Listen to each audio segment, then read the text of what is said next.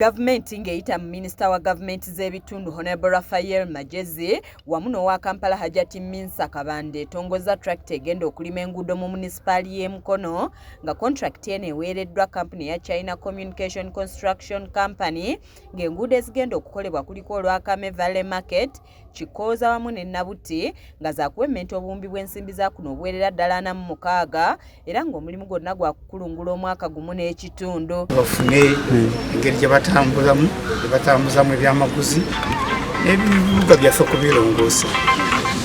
Mbayozayoza mu kuliko okufuna n'okwegulira ekyuma ekirungi kino kizze mu budde obutuufu. Olwaleero tulonkinga tutandika omulimu gw'okulongoosa amakubo ga Mukono. Nga gavumenti, Paalamenti etuwadde essente okubakolera amakubo era tujja kukikola. Aba kampani ya China Communication Construction Company banyonyodde engeri gye bagenda okukolamu omulimu guno nga basuubiza nti bakukwataganira wamu n'abakulembeze b'ekitundu okulaba nga gutambula bulungi. My project can come to Mukono Municipal Hall to do this project. And when I first come here, the local community treated me it's like a family. All the people is very kind. It's so happy to host me here. I would like first make a commitment here.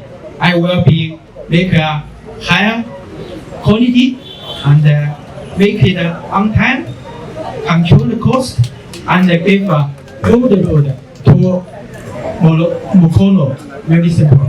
Minisita Magezi asabye bannamukono abali mu bibangirizi by'enguudo ezigenda okukolebwa okubyamuka amangu ddala kisobozesa omulimu okugenda mu maaso ng'asabye ne bannabyabufuzi okukwataganira wamu okulaba ng'enkulaakulana eno egenda mu maaso. Nga bwe tuli tulabe Mukono nga bw'ekyuse.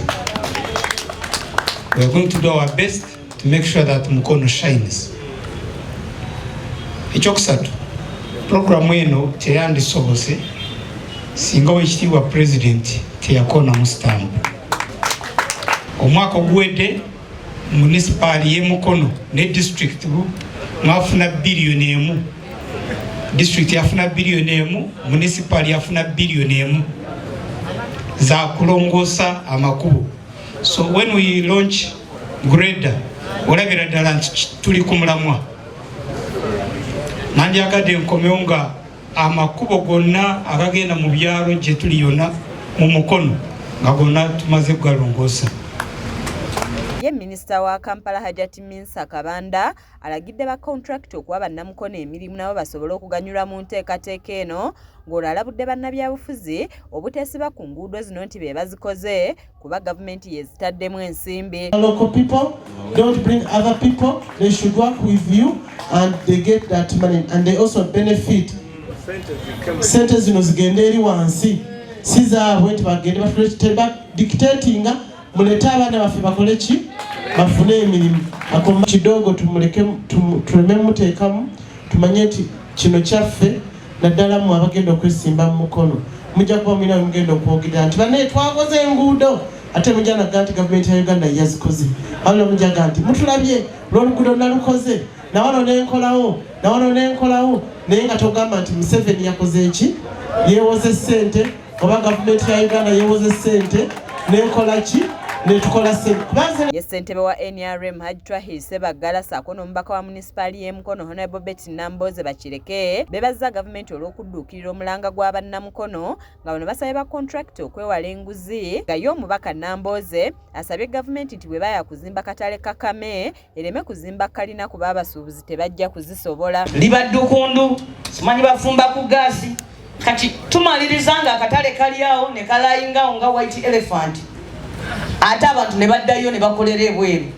Kyetuva tusaba akatale ke mugenda okutuzimbira bakyuseemu pulaani ereme kufaanana nga buli kubanga era ndowooza tuyigira ku nsobi zaffe bwe tuba nga twazimba obutale ne butakola bulungi buno bwe tuzimba to improving that we move towards construction of real markets other than shopping malls nga bwe kibadde. Kaweesa Po yakusakidde eggulire lino ku lwa KSTV agaleero.